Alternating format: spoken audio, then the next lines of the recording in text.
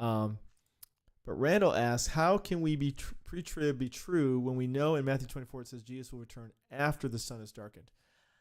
That's always a good question. Always a winner. Let's go over and check that out. Good question, Randall. You rock. All right, so Matthew 24.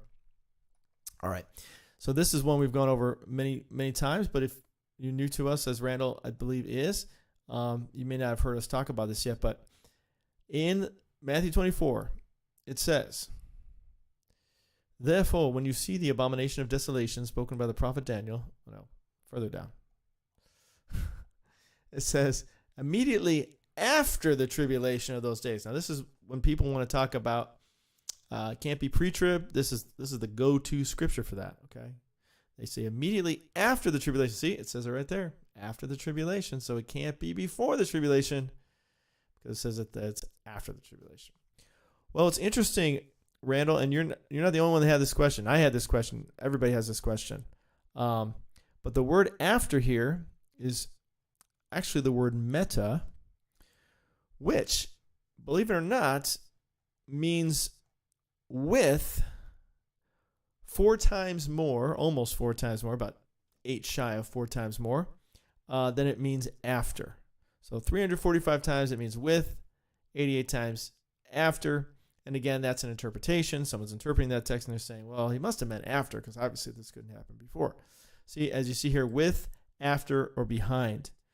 So if you went back and you looked at this again, you say, well, what if we read it with the more common translation of meta, which is with, and said immediately with the tribulation of those days, the sun will be darkened, the moon will not give its light, the stars will fall from heaven, and the powers of the heavens will be shaken. Then the sign of the Son of Man will appear in heaven. And obviously, if 1 Thessalonians 4, we're going to see him on the clouds of heaven. That's what it says. Then all the tribes of the earth will mourn. That's what we see in Revelation 6 when the 6th seal is broken. They'll see the Son of Man coming in the clouds of heaven with power and great glory. Then he'll send his angels with a great sound of trumpet. They will gather his elect from the 4 winds, from one end of the heavens to the other. And in Mark, it says it has one end to the earth to the other. So you've got him gathering all his elect souls that need to go back in the bodies to be resurrected. And then you got all the live souls that have to be gathered off the earth, as it says on Mark chapter, was that Mark 13? Is that right? Mark 13? Let me see. Gather, elect, gather, earth. Let's see where that shows up. So, with that in mind, he will send his angels and gather together his elect from the 4 winds, from the farthest part of the earth to the farthest part of heaven. So, and what's interesting to say 4 winds, because in Revelation 7 it says hold back the 4 winds. He tells the angels, hold back the 4 winds until I put a seal on all my chosen. And then you see the great multitude that just got taken in Revelation 6 seal, and they're standing before him with palm branches, and they're going to tabernacle with him forever. And those who came out of or away from the great tribulation, which is erkomai ek. And then here we see that this word meta actually means more often means with than it means after. So to answer that question, that is how that's possible. Others who want to leave it as after say, well, that's the tribulation, but that's not the great tribulation. So that's another way of looking at that scripture. Though I personally feel the with just has a stronger biblical basis to me.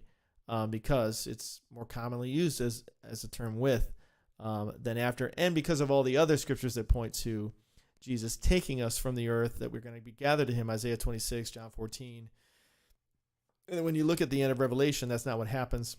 We come back on the white horses with him, wearing our fine linen that represents the righteous acts of the saints.